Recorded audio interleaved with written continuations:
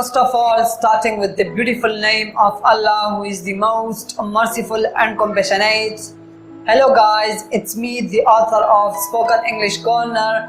So today I am back with another short lesson which is about direct and indirect object. So before jumping into the topic, I'm gonna tell you something. The subject and verb may be followed by an object in the statement. So in today's lesson, what you will find, you will find about the definition of direct and indirect object, and then you will see them in the examples. At the end, I will teach you that how you can identify direct and indirect object in the statement. So let's move on towards the explanation without wasting of your precious time.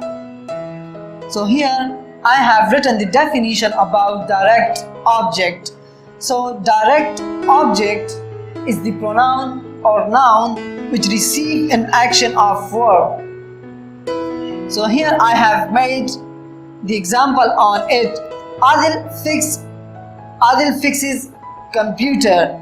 So I'm gonna teach you the trick that how you can identify the direct and indirect object in the statement.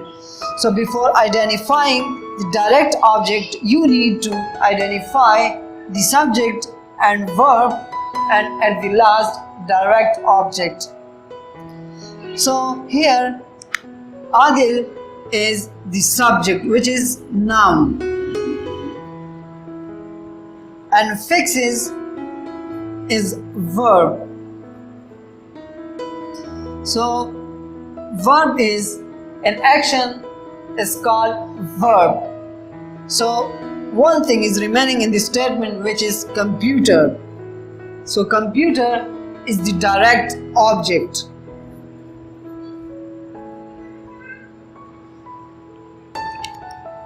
So for whom and for what the subject and verbs are, that is direct object.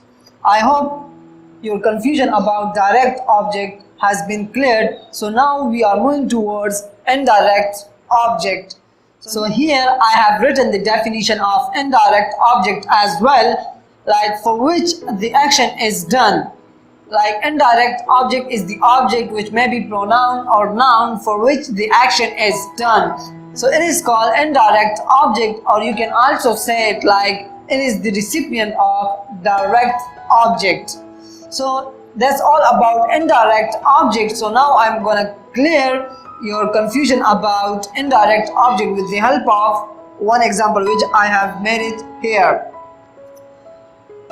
Susan, give me her notes. Susan, give me her notes.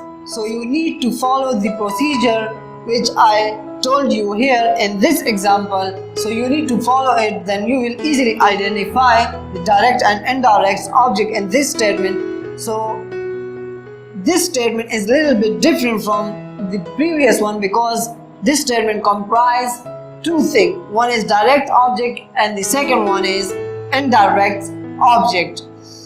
So first you need to identify the subject and verb, then direct object, and at the last indirect object. With this way you will easily identify them, you will not get confused.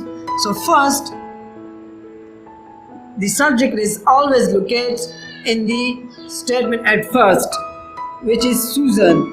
It is the subject and it is noun, and give is the verb, and I already taught you that an action is called verb. So give is verb, and note, her notes is the direct object.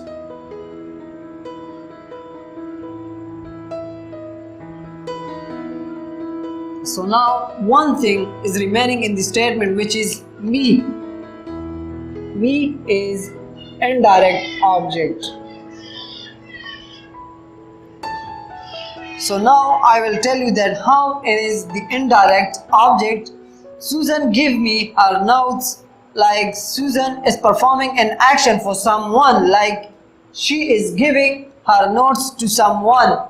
there is me, which is pronoun, and beyond pronoun, this is indirect object, because me, I am the receiver of Susan notes. So Susan is performing her notes for me, and I already told you that indirect object is the recipient of direct object.